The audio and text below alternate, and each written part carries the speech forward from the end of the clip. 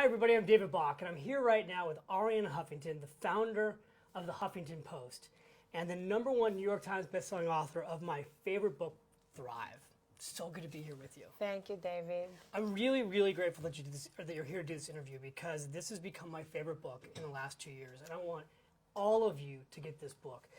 This book came out in the beginning of 2014, an instant #1 New York Times bestseller, and it's now out in paperback. It's really hitting the global consciousness right now. It's really touching people everywhere. Why do you think it's having such a big impact all over the world, not just the U.S.? I think we reached the point where we realize that we've been living under this collective delusion that burnout is the price of success. Yes. And we paid a tremendous price. We continue to pay a tremendous price in terms of our health, our relationships, our joy of life. And also, modern science is now validating ancient wisdom about the importance of sleep, of meditation, of renewal. So we began to understand that, in fact, there is no trade-off between actually having a thriving life, unplugging and recharging, and being good at our job, and succeeding in our profession. So this combination of the new science and reaching kind of the end of the road in terms of recognizing the cost of how we're living our lives has led to many people, including CEOs, elite athletes, talking publicly about doing life differently. Well, and you talk about this in the book, how there's almost been a coming out, if you will, even on the topic of meditation, because meditation is a big part of this book. Yes.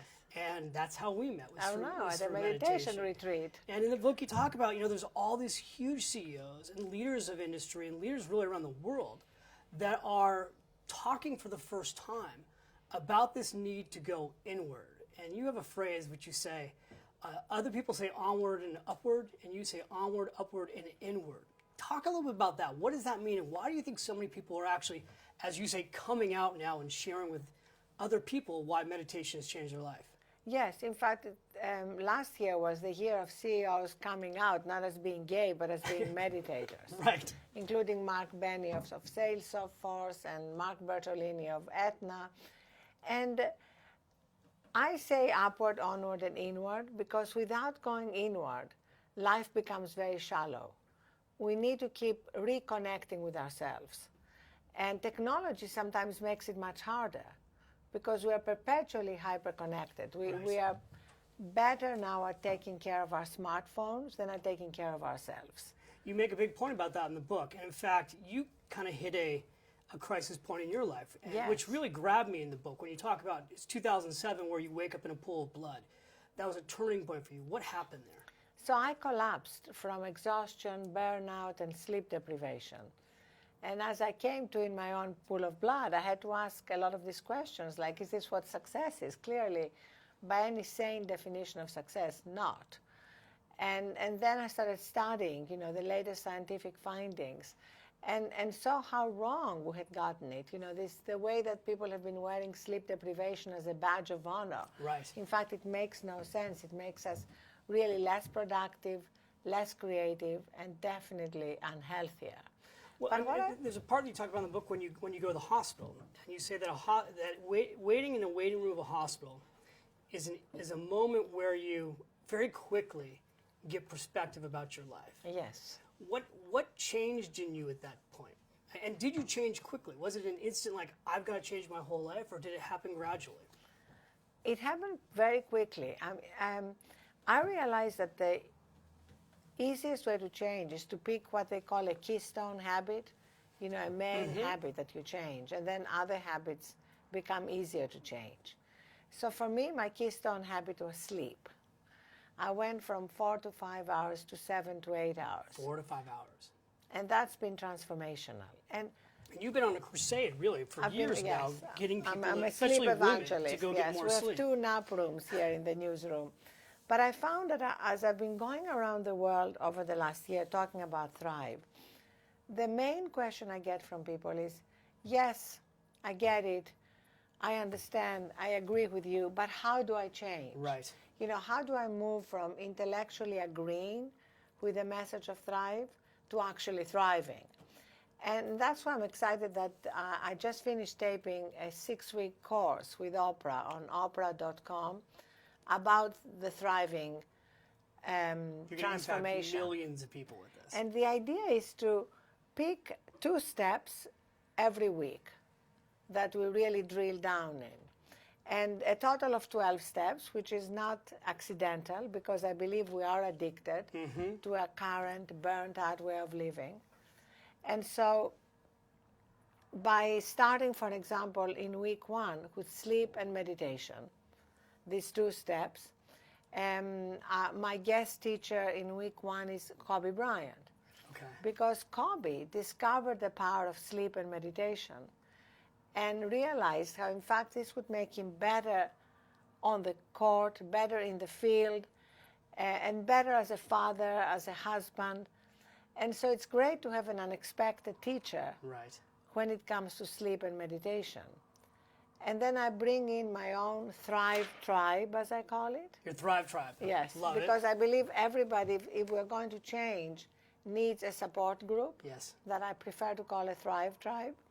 You met my 2 daughters. They're members of the Thrive Tribe, and they're part of the course, what each one of them has taught me.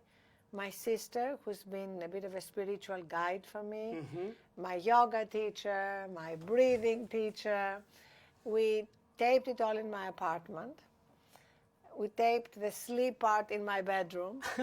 So I wanted it to be very intimate because I've been so aware of how this is the one question people have.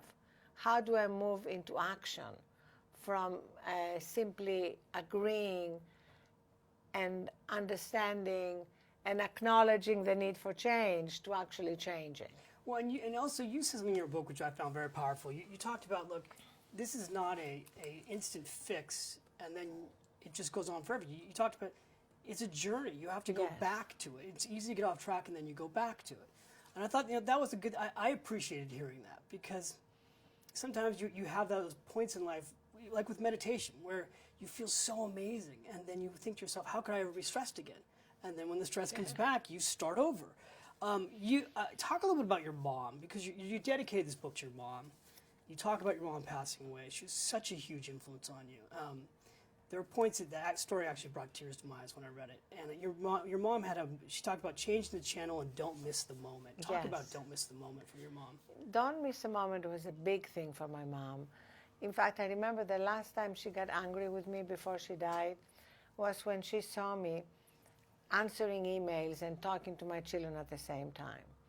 And she said to me in her strong Greek accent, much stronger than mine, I abhor multitasking. And for her, multitasking was a way to miss the moment. And life was lived in the moment. Yeah. And don't miss the moment and change the channel, darling. You're in control of the clicker. So she would say whenever we would get lost in some negative thought or in the voice of what I described in the book as the obnoxious roommate living in our heads that puts us down, that doubts us, she would always say, change the channel. You're in control of the clicker. She was really like a Yoda for you. She was an amazing mentor and full of unconditional loving. What a gift. Well, I think your book has been a gift. If your mom were here, I know as she's watching from above, she'd be so proud of you. I think this book is going to continue to transform so many people's lives, and I'm so grateful that you would spend this time with me and with all of our viewers to hear about this. And I just want to strongly urge everybody who sees this video, go out and get a copy of Thrive. This is a book that I have bought by the bucket loads myself, handed it to friends, handed it to family, and I really appreciate you taking time to go through this with me. Thank you so much, David. All right, Thank you. Thank you.